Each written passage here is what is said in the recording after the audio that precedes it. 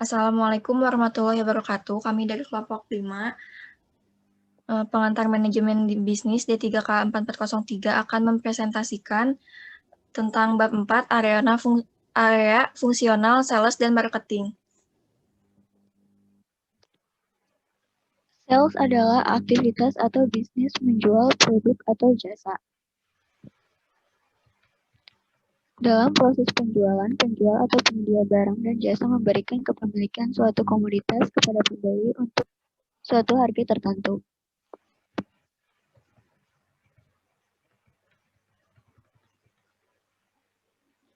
Kegiatan sales PT 2 Putra Alfala sebagai berikut. Staf sales PT 2 Putra Alfala harus bisa membuat bahan dan harus mempunyai gambaran iklan untuk produk yang menarik atau deskripsi dari produk-produknya, serta profil perusahaan untuk dibuat dalam sebuah dokumen yang sangat menarik sehingga konsumen tertarik.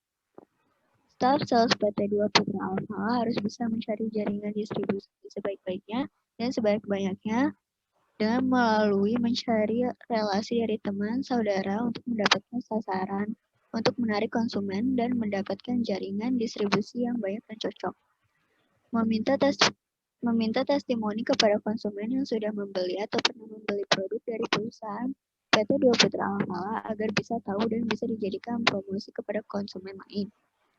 Staf sales PT 2 Putra Alfala harus bisa menganalisis dan menghitung pergerakan produknya untuk menentukan tiket pemasaran kembali kepada konsumen. Staf PT 2 Putra Alfala harus bisa mengevaluasi informasi penjualan yang telah sampai dan diberi penilaian oleh konsumen agar bisa menentukan presentasi pasar. Staf sales PT 2 Putra Alfala harus mencoba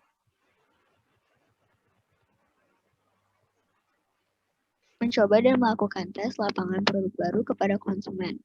Setelah melakukan presentasi kepada konsumen, staf akan membuat analisis.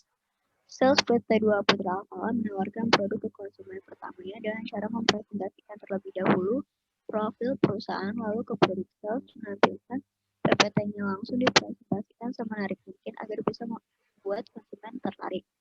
Sales PT 2 Putra Alfala akan meyakinkan konsumen dengan beberapa contoh produk yang telah dipasarkan oleh PT 2 Putra Alfala.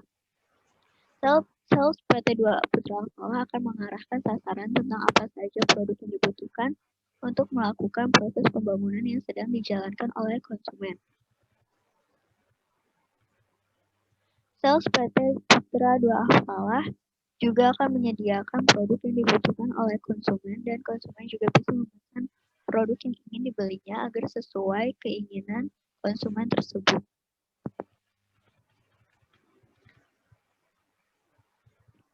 .2 Kegiatan marketing. Marketing atau pemasaran adalah kegiatan yang dilakukan oleh perusahaan untuk mempromosikan suatu produk atau layanan yang mereka punya.